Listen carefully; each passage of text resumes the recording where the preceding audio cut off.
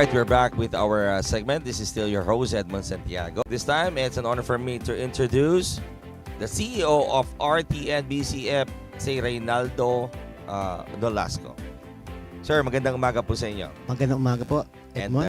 what is RTN BCF all about muna? Thank you. RTN BCF means it's my father's name, Romeo T. Nolasco, and BCF means business consulting firm. And it's a wholly owned subsidiary of our RTN group of companies. It all started when my dad created a company way back 1960s. It's called a Kalesa way back then. And I grew up in a business environment. We never talk anything but business. Wow. That's our environment. That's our daily living. It's in our DNA. It's his daily practice. Correct. Nakagis na araw-araw ang Exactly. ginagawa. We are not being required to be in the business. We are not required or imposed to be in the business. But because of the environment itself, we began to inculcate in our mind early on that business is our future. During the pandemic time, I gathered a lot of team that is so amazing. They are talented. They are energetic, and they're expert in their field. Believe me, my friend, I never had this kind of team until such time the pandemic time. So that's also a good thing, by the way. Wow. Yeah, because a lot of people doesn't do anything much more in the workplace. So And a lot of marami online. ang nawalan ng trabaho, Correct. maraming kumpanya ang nagsara. Yes. So ang importance ng partnership ng RTN at CRJ going to this project to make this project push through and be successful. That's an excellent question. And I'm very honored and privileged that I've knew David NOUR for about 7 or 8 years. And then this pandemic time, I look at I call it catalog of contacts, and there are only few. In fact, there's a handful of them. And with that, I keep on my mind, once the economy opens, I'm going to put this thing in the perspective of requirements for the Philippine economy to be more productive. So that's the reason why I keep on communicating with David for the longest time, even though we don't have any transactions, until such time when I found out the best approach, the best business, the best arrangement that I could master with my team, and then I invited David to be in the Philippines. RTN, BCF, kayo yung naatasan. Kumbaga kayo yung partner, kumbaga Philippine partner of our foreign investor. Ano yung term po ng partnership with the CRJ? Is this a long-term partnership or on a project base? Oh boy, I like to answer this very fast, but I like to think very clearly as well. David is more of a friend than a partner. And in fact, he never asked me. I imposed to David that my proposal is good enough for him to be attractive, to be able to focus in the Philippines as a CRJ Philippines. So meaning there's no proposal from his end, not even from my associates, but our company, we strongly believe with my team, and for the longest time, they are capable to do what David is needed in the Philippines. So with that confidence, I make a proposal, a presentation to David, and then in a week time or so, then he's in the Philippines. And hope ako dito, no, Sir Yana, you are putting a lot on this project. David is also putting a lot on this investment. Coming to our country, napakalaking bagay po sa atin to. Dahil with our economy, kailangan natin ito to sustain jobs and business in our country. Kasi kanina napag-usapan natin na maraming magagaling dito sa atin. Filipinos are hardworking, the hospitality, the talent, the skill, especially the communication wise.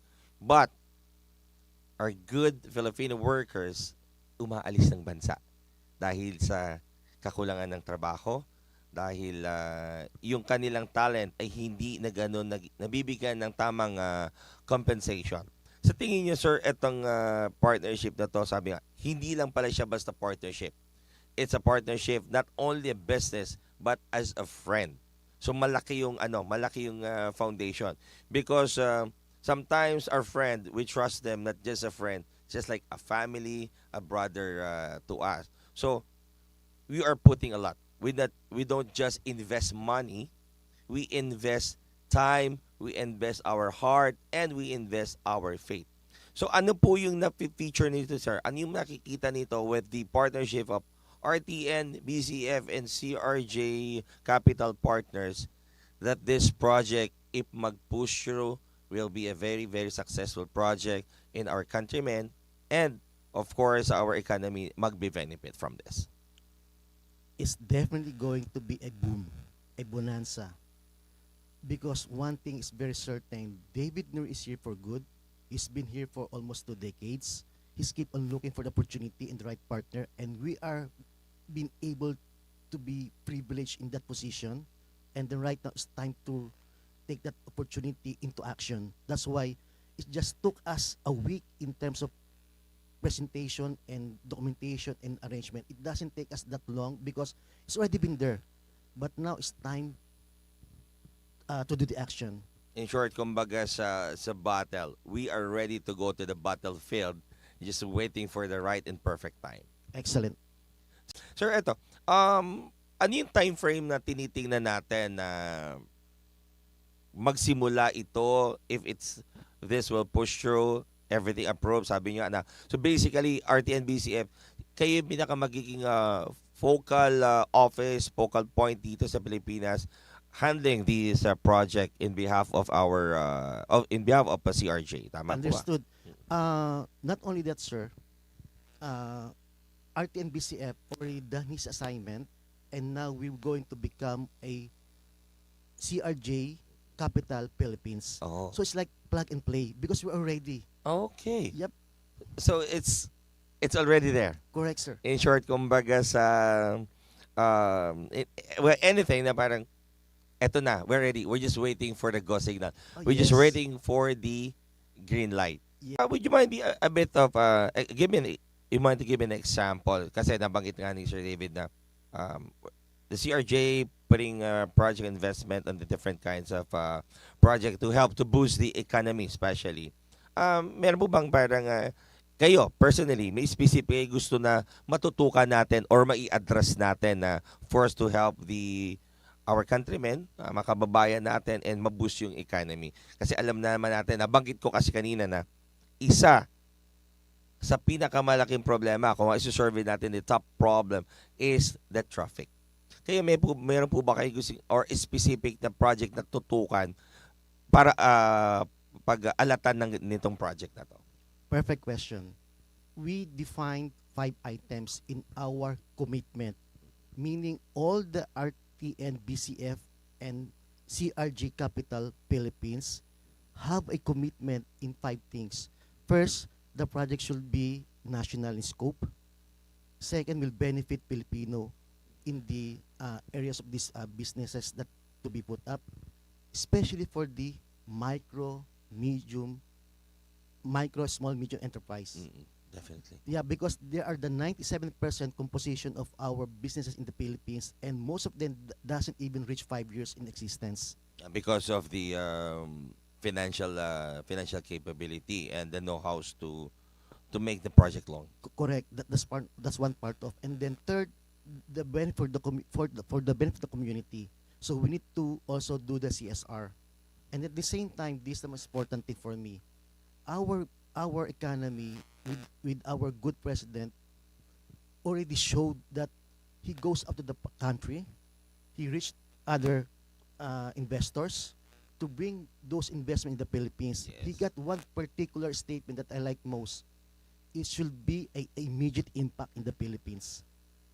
So we cannot take longer, let's say, a year or two, a project to start. But of course, the project is always for the long term. Yes, definitely.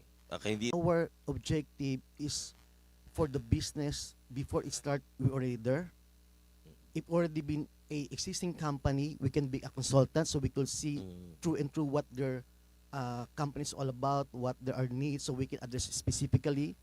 And at the same time, for the long term, we already have a cooperative that we're talking with for the couple of years, and then there are plentiful that wanted to be back in the Philippines to work. They are the most specialized and industrious people.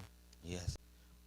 The direction, the decision, and the mandate of CRJ Capital Australia and also CRJ Capital Philippines will be aligned. But at the same time, we're doing our own part how to support the CRJ Philippines from our own end, meaning we're going to be totally dependent to CRJ Australia because we want to put in place that CRJ Capital Philippines also can stand on its own in proper time.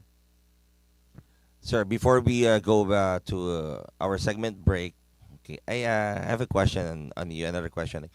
Ano po yung na-visualize mo at nakikita mo dito sa proyekto nito? Once na mag-start, ano yung pinaka-ultimate goal na pwedeng maging output ng project? Thank you for that. When I look at the number of Philippine government projects in the pipeline, there are hundreds of them.